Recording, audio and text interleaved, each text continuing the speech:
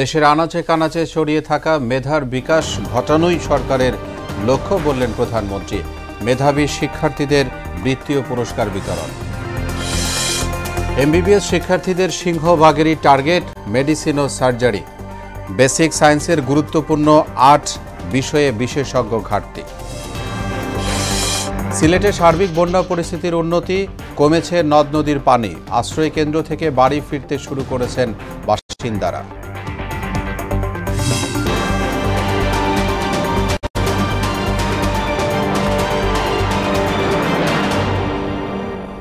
আসসালামু আলাইকুম। আমন্ত্রণ মোহনা সংবাদে। এতক্ষণ শুনছিলেন শিরোনাম। আপনাদের সঙ্গে আছি মোহাম্মদ ওয়ালিউল্লাহ। এবার বিস্তারিত। দেশের আনাচে কানাচে ছড়িয়ে থাকা মেধার বিকাশ ঘটানোই সরকারের লক্ষ্য, কথা বলেছেন প্রধানমন্ত্রী শেখ হাসিনা। পরিবর্তনশীল বিশ্বের আদলে আনন্দমুখর শিক্ষা পদ্ধতি চালুর কথা জানিয়ে প্রধানমন্ত্রী বলেন, শিক্ষার্থীরা নিজ ইচ্ছাতেই পড়াশোনা করবে এমন শিক্ষাক্রম জরুরি। সকালে উপবৃত্তি ও টিউশন ফি এবং সৃজনশীল মেধা অন্বেষণে বিজয়ীদের হাতে পদক প্রদান অনুষ্ঠানে এসব কথা বলেন তিনি। বিজ্ঞান, গবেষণা ও তথ্য প্রযুক্তি শিক্ষায় গুরুত্ব দেওয়ার তাগিদ দিয়ে সরকার প্রধান বলেছেন, প্রজন্মের পর প্রজন্ম যাতে উন্নত জীবন পায় সে চিন্তা থেকেই নানা পদক্ষেপ নিচ্ছে সরকার। প্রধানমন্ত্রী বলেন, দেশের স্বাধীনতাকে ব্যর্থ করার চক্রান্ত চলছে। এসব মোকাবেলা করেই দেশকে এগিয়ে নিতে হবে। জাতীয় বিজ্ঞান ও প্রযুক্তি ফেলোশিপের আওতায় সেই সময় 986 জন শিক্ষার্থী এবং গবেষককে 1,95 লক্ষ টাকা বৃত্তি বা অনুদান দেওয়া শুরু করি। সাথে সাথে আমরা বিনা পয়সায় বই দেওয়া সেটাও আমরা তখন শুরু করেছিলাম। জাতীয় শিক্ষানীতিটা আমরা যেটা করে রেখেছিলাম 2001-এ আমি সরকারে আসতে পারিনি, তখন বিএনপি সেটা বাতিল করে দেয়, দিয়ে তারা আবার নতুনভাবে করার একটা উদ্যোগ নিয়েছিল, কিন্তু সেটা আসলে উদ্যোগ না, কোনো নীতিমালা থাকে এটাই বোধহয় তারা চায়নি, এই ব্যবস্থাটি তারা নিয়েছিল। দ্বিতীয়বার 2009 সালে যখন সরকার গঠন করি, তখন আমাদের সুযোগ আসে আরো কাজ করার। আমরা শিক্ষা গবেষণা খাতে সবথেকে বেশি বরাদ্দ দেওয়া শুরু করি। দেশে এমবিবিএস শিক্ষার্থীদের সিংহভাগই মেডিসিন ও সার্জারি বিশেষজ্ঞ হতে চান। বিশেষজ্ঞ হওয়ার আগ্রহ নেই বেসিক সায়েন্সের গুরুত্বপূর্ণ 8টি বিষয়ে। সম্প্রতি যুক্তরাজ্য ভিত্তিক এক গবেষণায় এর তথ্য উঠে এসেছে। ফলে চিকিৎসা বিজ্ঞানের মৌলিক শাখাগুলোয় বাড়ছে বিশেষজ্ঞের ঘাটতি, সেই সঙ্গে ক্রমান্বয়ে কমছে শিক্ষার্থীর সংখ্যাও। বিস্তারিত জাহিদ সবুজের রিপোর্টে। বাংলাদেশের মেডিকেল শিক্ষায় প্রতিটি মেডিকেল শিক্ষার্থীর জন্য বেসিক সায়েন্স বা মৌলিক বিজ্ঞান একটি গুরুত্বপূর্ণ অধ্যায়। এমবিবিএস-এ অধ্যয়নরত প্রতিটি শিক্ষার্থী মোটা দাগে anatomy, physiology, biochemistry, pharmacology, forensic medicine, community medicine, microbiology ও প্যাথোলজির মতো মৌলিক বিষয়গুলো অধ্যয়ন করতে হয়। তবে এমবিবিএস শেষে পেশা নির্বাচনের ক্ষেত্রে বেসিক সায়েন্সে খুব একটা আগ্রহ দেখা যায় না শিক্ষার্থীদের মধ্যে, যদিও মেডিকেল শিক্ষার যাত্রাই শুরু হয় এই মৌলিক বিজ্ঞানের বিষয়গুলো দিয়েই। এমবিবিএস এর ছাত্ররা মোটামুটি 4 বছর তারা কিন্তু বেসিক এবং প্যারাক্লিনিক্যাল সায়েন্সগুলো নিয়ে তারা কাজ করে। তবে এই অবস্থার পরিত্রাণের উপায় হিসেবে বিভিন্ন ধরনের প্রেষণা ও ভাতা দেওয়ার মতো বিষয়গুলোকে সংশ্লিষ্টদের আরও নজর দেওয়ার পরামর্শ এই বিশেষজ্ঞের। কিছু ইনসেন্টিভ ভাতা দেবেন, যেটা অলরেডি দেওয়া শুরু হয়েছে, হয়তো এটা অল্প পার্সেন্টেজ, কিন্তু আমি মনে করি এই বিষয়টা আরেকটু বেশি দেওয়া উচিত। সম্প্রতি যুক্তরাজ্য ভিত্তিক গবেষণা প্রতিষ্ঠান বিএমসি মেডিকেল এডুকেশন এ নিয়ে এক গবেষণা পরিচালনা করে। গবেষণায় দেখা গেছে 30% শিক্ষার্থীর প্রথম পছন্দ সার্জারি বা অস্ত্রোপচার, 29% পছন্দ মেডিসিনে বিশেষজ্ঞ হওয়া। বেসিক সায়েন্সের মতো বিষয়গুলোকে প্রথম পছন্দে রেখেছেন মাত্র 2% শিক্ষার্থী। আবার সমন্বিত পছন্দের তালিকায়ও প্রথমে আছে মেডিসিন, যা প্রায় 66%, আর 54% নিয়ে দ্বিতীয়তে আছে সার্জারি। তাই শুধু ব্যক্তিগত ইচ্ছা বা পারিবারিক উৎসাহই বেসিক সায়েন্সের শিক্ষার্থীর সংখ্যা বৃদ্ধিতে বা বিশেষজ্ঞের ঘাটতি পূরণে পর্যাপ্ত নয় বলে জানালেন এই বিশেষজ্ঞ। কিছু মানুষের স্বেচ্ছা অথবা পারিবারিক উদ্যোগ, এগুলোর উপর ভরসা করে তার সিস্টেম চলতে পারে না আসলে। অতএব এই যে অর্থ ওনারা উপার্জন করেন না চিকিৎসক হিসেবে, সেটাকে পুরোপুরি না হলেও আংশিক কম্পেনসেশন এবং আংশিক সম্মান, এই দুটো বিষয়ের কম্বিনেশন হলেই এই মৌলিক চিকিৎসা বিজ্ঞানের এই শাখাগুলোতে আসলে আমার ধারণা যে চিকিৎসকরা আগ্রহী হবে। দ্রুত এ বিষয়ে পদক্ষেপ না নিলে মৌলিক বিজ্ঞানে সীমিত জ্ঞান নিয়েই তৈরি হবে দেশের ভবিষ্যৎ চিকিৎসক প্রজন্ম এবং স্বাস্থ্য খাত। এজন্য স্বাস্থ্য বিষয়ক নীতি নির্ধারকদের দ্রুত প্রয়োজনীয় উদ্যোগ নেওয়ার আহ্বান। মেডিকেল কলেজগুলোতে যথেষ্ট মেধাবী শিক্ষককে সন্তুষ্ট অবস্থায় শিক্ষকতায় যুক্ত করতে ব্যর্থ হন, তাহলে একটা জেনারেশন অফ ফিজিশিয়ান তৈরি হয়ে যাবে যারা আসলে তাদের এই মৌলিক বিজ্ঞানের দুর্বলতার কারণে, ফাউন্ডেশনের দুর্বলতার কারণে বিল্ডিংটা নড়বড়ে হবে। জাহিদ সবুজ, মোহনা সংবাদ, ঢাকা। সিলেট, সুনামগঞ্জ, মৌলভীবাজার ও কুড়িগ্রামে বন্যা পরিস্থিতির উন্নতি হয়েছে। পানি কমতে শুরু করায় আশ্রয় কেন্দ্র থেকে বসত ভিটায় ফিরতে শুরু করেছে বানভাসী মানুষ। তবে সিলেটের সুরমা ও কুশিয়ারা নদী 4টি পয়েন্টে এখনও বিপদসীমার উপরে প্রবাহিত হচ্ছে। জেলায় গত 24 ঘন্টায় মাত্র 51 মিলিমিটার বৃষ্টিপাত রেকর্ড করা হয়েছে। এদিকে মৌলভীবাজারে পানি কমলেও ভোগান্তিতে পড়েছেন নিম্নাঞ্চলের মানুষ। এখনও পানিবন্দিতে ডুবে আছে ঘরবাড়ি ও রাস্তাঘাট। পানিবন্দী আছেন লক্ষাধিক মানুষ। এছাড়া সুনামগঞ্জে বন্যা পরিস্থিতির উন্নতি হওয়ায় পর্যটন কেন্দ্রগুলো খুলে দেওয়া হয়েছে। তবে এখনও নিম্নাঞ্চলের মানুষ রয়েছেন দুর্ভোগে। বাড়িঘর থেকে পানি না নামায় অনেকেই রয়েছেন আশ্রয় কেন্দ্রে। দর্শক, বন্যা পরিস্থিতি জানবো এখন আমরা সুনামগঞ্জ থেকে। আমাদের সঙ্গে সরাসরি যুক্ত হচ্ছেন সহকর্মী কুলন্দু শেখর দাস। কুলন্দু, আপনি আমাকে নিশ্চয়ই শুনতে পাচ্ছেন? আমরা খবরে দেখতে পাচ্ছি যে বন্যা পরিস্থিতি কিছুটা উন্নতি হয়েছে, তবে যারা বন্যার কবলিত হয়েছিল তাদের দুর্ভোগ কিন্তু এখনো কমেনি। সবকিছু মিলে আপনার কাছে এই মুহূর্তের পরিস্থিতিটা জানতে চাই।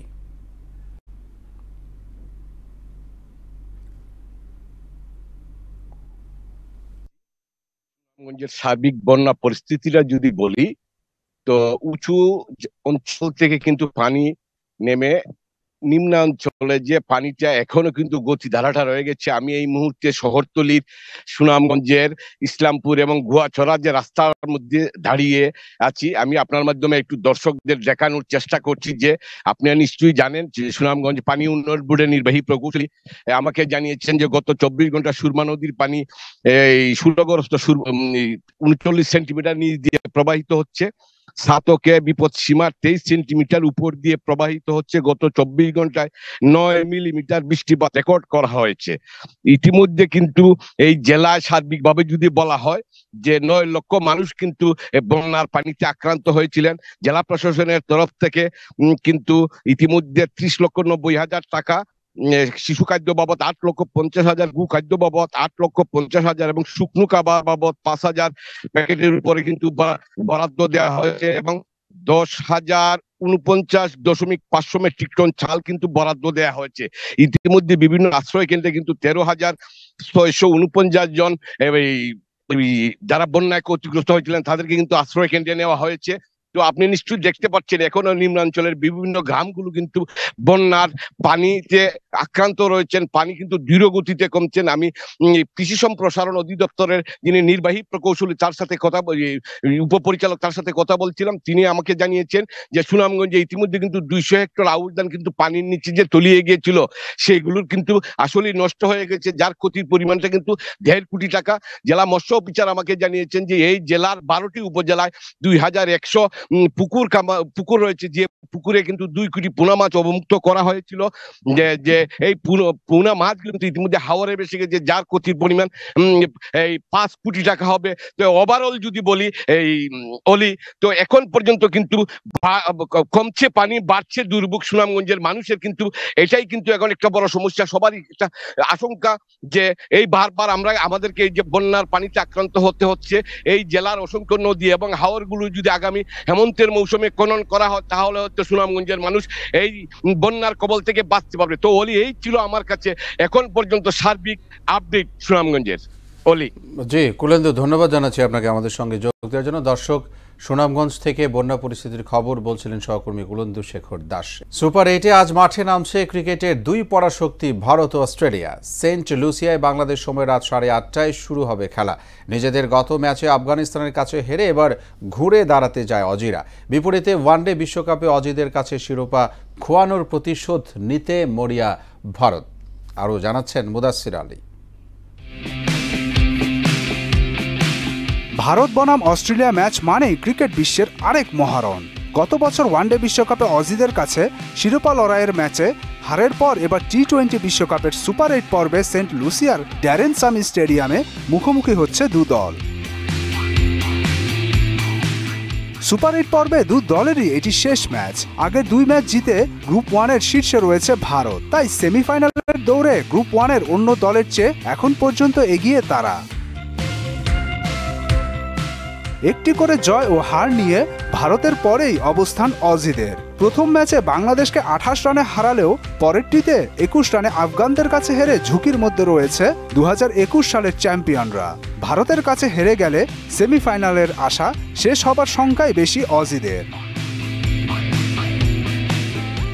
এর পরের ম্যাচ যদি বাংলাদেশকে হারায় তাহলে গ্রুপ 1-এর রানার আপ হয়ে সেমিফাইনালে পা রাখবে আফগানরা। আর বাংলাদেশ যদি বড় ব্যবধানে জিতে রান রেটে এগিয়ে যেতে পারে তাহলে শেষ 4-এ পা রাখবে শান্ত তাসকিনরা। তবে বৃষ্টির কারণে ম্যাচ পরিত্যক্ত হলে এবং এরপর আফগানিস্তান হেরে গেলে কপাল খুলে যাবে অজিদের। তবে অজিরা জিতলে এবং এরপর আফগানরা বাংলাদেশকে বড় রান ব্যবধানে হারালে বাদ পড়তে পারে ভারত। সুতরাং রোহিত শর্মাদেরও একদম নিশ্চিন্তে থাকার সুযোগ নেই।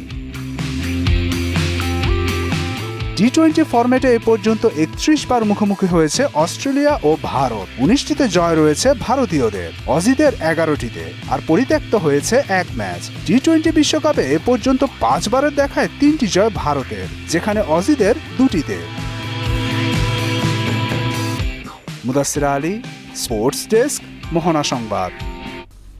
শেরপুরের শ্রীবর্দী ইউনিক ডায়াগনস্টিক সেন্টারে অফিস সহায়কের অপারেশনে ময়দান আলী নামে এক রোগীর মৃত্যু হয়েছে। শনিবার দুপুরে পৌর শহরের 4 রাস্তা মোড়ে ইউনিক ডায়াগনস্টিক সেন্টারে এ ঘটনা ঘটে।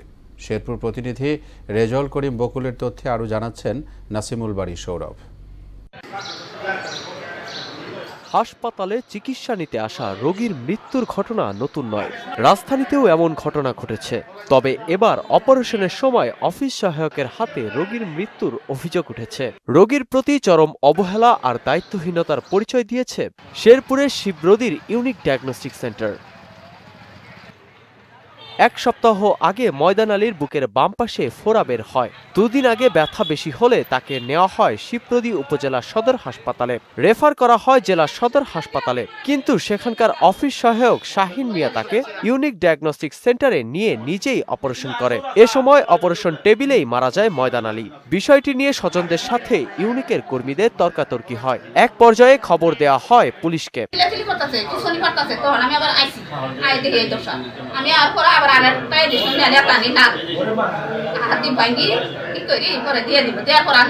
উনি হয়তো বুঝতে পারছেন বলে যে ভয় পাইছেন, তাতে কারণ অ্যাম্বুলেন্স নিয়ে গেলে তো অর্ধেক রাস্তায় করে ঘোষণা দিব তিনি মারা গেছেন। শিবরদী উপজেলা সদর হাসপাতালে আবাসিক চিকিৎসক জানান বুকের বাম পাশে ফোড়া, তাই অপারেশন করা সম্ভব হয়নি। তাকে জেলা সদর হাসপাতালে রেফার করা হয়। শাহিন মিয়া ওই হাসপাতালে একজন অফিস সহায়ক, তার অপারেশন করার কোনো অনুমতি নেই।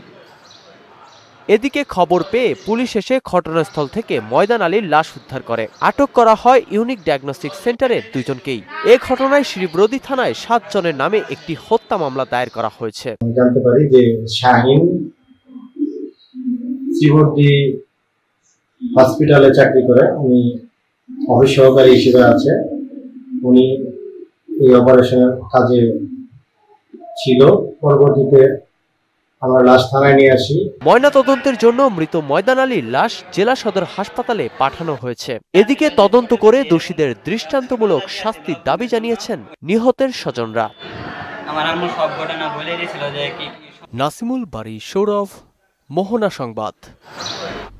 জমে উঠেছে নারায়ণগঞ্জ রূপগঞ্জে কাঞ্চন পৌরসভা নির্বাচনে নিজেদের জয়ী করতে সকাল থেকে রাত পর্যন্ত প্রচারণা চালিয়ে যাচ্ছেন 2 মেয়র প্রার্থী, দিচ্ছেন নানা প্রতিশ্রুতি। নির্বাচন সুষ্ঠু নিরপেক্ষ হওয়ার দাবি জানিয়েছেন উভয় মেয়র প্রার্থী। প্রতিটা কেন্দ্রে থাকবে 3 স্তরের নিরাপত্তা ব্যবস্থা। যে কোনো উপায়ে নির্বাচন সুষ্ঠু করতে বদ্ধপরিকর আইনশৃঙ্খলা বাহিনী ও নির্বাচন কমিশন। রূপগঞ্জ থেকে সাত্তার আলী সোহেলের তথ্যে আরও জানাচ্ছেন শারমিন স্বর্ণা। আগামী 26 জুন অনুষ্ঠিত হবে কাঞ্চন পৌরসভা নির্বাচন। এতে জগ প্রতীক নিয়ে প্রতিদ্বন্দ্বিতা করছেন বর্তমান মেয়র রফিকুল ইসলাম রফিক আর মোবাইল প্রতীকে দেওয়ান আবুল বাশার বাদশা। 2 প্রার্থী সকাল থেকে রাত অবধি চালিয়ে যাচ্ছেন গণসংযোগ, উঠান বৈঠক, দিচ্ছেন নানা উন্নয়নের প্রতিশ্রুতি। যেই মেয়র কাঞ্চনের উন্নয়ন করব, যার আমলে সন্ত্রাসী হইতো না, কাঞ্চনের মানুষ সুখে শান্তিতে থাকবো, আমরা এরকম মেয়র চাই। আমাদের সুখে দুঃখে থাকবে, সবসময় থাকে, ওই জন্য মেয়র চাই। আমরা চাই ভালো একটা যোগ্য পৌরসভার একটা মেয়র, সর্বস্তরে জনগণের ধারে পাশে থাকবো এবং রাস্তাঘাট উন্নয়ন আমাদের পাশে আমাদের ডাকে সাড়া দেয়, এরকম আমরা মেয়র চাই। নির্বাচিত হলে উন্নয়ন হবে কাঞ্চন পৌরসভার। নির্বাচন সুষ্ঠু ও নিরপেক্ষ করতে কমিশনের সুদৃষ্টি কামনা করছেন উভয় প্রার্থী। কাঞ্চনের মানুষের দাবি একটাই, নির্বাচনটা যেন শতভাগ সুষ্ঠু হয়। 1 নম্বর থেকে 9 নম্বর পর্যন্ত যত ওয়ার্ডেই যাচ্ছি জনগণের সঙ্গে দেখা করতেছি, তাদের স্বতঃস্ফূর্ত সাড়া আমি লক্ষ্য করছি। আর নির্বাচন সুষ্ঠু করতে কমিশন ও আইন শৃঙ্খলা বাহিনী নিয়েছে কঠোর অবস্থান। 19টা ভোট কেন্দ্রে আমাদের ভেন্যু 13টা, ম্যাজিস্ট্রেট থাকবে 15 জন, জুডিশিয়াল ম্যাজিস্ট্রেট থাকবে 1 জন, র্যাব থাকবে 3 প্লাটুন, আরেকটা থাকবে স্ট্রাইকিং হিসাবে, আর বিজিবি থাকবেন 3 প্লাটুন। এখানে যে কোনো বাধাকেই মোকাবেলা করার জন্য আমাদের পুলিশের সর্বোচ্চ ফোর্স রাখা আছে। কাঞ্চন পৌরসভার মোট ভোটার 40,798 ও ভোট কেন্দ্র 19টি। পুরুষ ও নারী কাউন্সিলর প্রার্থী 37 জন। শারমিন স্বর্ণা, মোহনা সংবাদ। ডিজিটাল ব্যাংকিং সেবাকে আরও বিস্তৃত করার লক্ষ্যে প্রথমবারের মতো আগারগাঁ মেট্রো রেল স্টেশনে এটিএম বুথ চালু করেছে eastern bank. Agargaon metro rail স্টেশনে আয়োজিত এক অনুষ্ঠানে ছিলেন মেট্রো রেলের ব্যবস্থাপনা পরিচালক MAN সিদ্দিক এবং ইস্টার্ন ব্যাংকের ব্যবস্থাপনা পরিচালক আলী রেজা ইফতেখার। এটিএম থেকে মেট্রো রেল যাত্রীসহ অন্যান্যরাও 24 ঘন্টা এটিএম সেবা নিতে পারবেন। পর্যায়ক্রমে 16টি স্টেশনে এই সেবা চালু করার জন্য ইবিএল ও DMTCL এর মধ্যে চুক্তি স্বাক্ষর হয়। অনুষ্ঠানে আরও উপস্থিত ছিলেন ইবিএল এর উপব্যবস্থাপনা পরিচালক M খুরশেদ আনোয়ার, কমিউনিকেশনস বিভাগের প্রধান জিয়াউল করিম সহ আরও অনেকে। আমের রাজধানী রাজশাহীতে জমে উঠেছে আমের বাজার। এখনকার আড়তের আম এখন ছড়িয়ে পড়ছে সারা দেশে। দর্শক, এ নিয়ে আরও জানাতে আমাদের সঙ্গে রাজশাহী থেকে যোগ দেবেন সহকর্মী সানিউল আলম রাজু। রাজু, জানতে চাই কেমন দেখছেন রাজশাহীর আমের বাজারের এই মুহূর্তের পরিস্থিতি এবং ক্রেতা বিক্রেতারা কি বলছেন?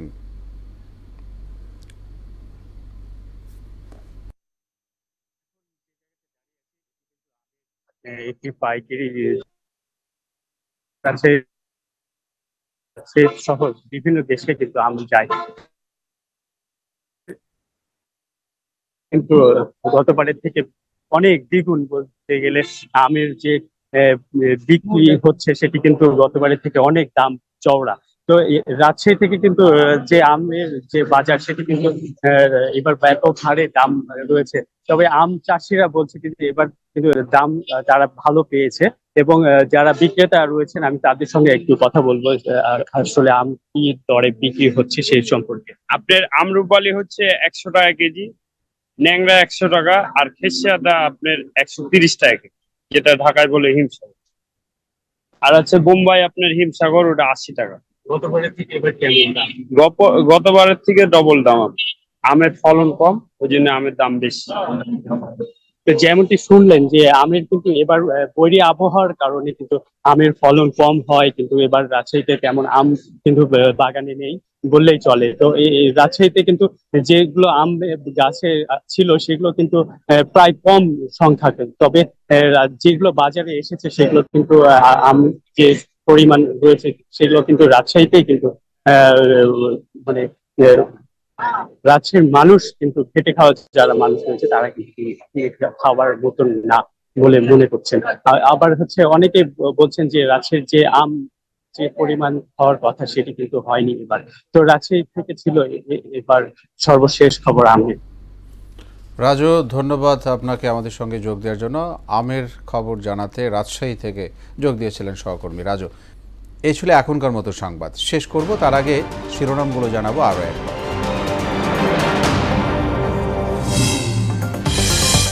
দেশের আনাচে কানাচে ছড়িয়ে থাকা মেধার বিকাশ ঘটানোই সরকারের লক্ষ্য বললেন প্রধানমন্ত্রী। মেধাবী শিক্ষার্থীদের বৃত্তি ও পুরস্কার বিতরণ। MBBS শিক্ষার্থীদের সিংহভাগেরই টার্গেট মেডিসিন ও সার্জারি। বেসিক সায়েন্সের গুরুত্বপূর্ণ 8 বিষয়ে বিশেষজ্ঞ ঘাটতি। সিলেটে সার্বিক বন্যা পরিস্থিতির উন্নতি, কমেছে নদ নদীর পানি, আশ্রয় কেন্দ্র থেকে বাড়ি ফিরতে শুরু করেছেন বাসিন্দারা।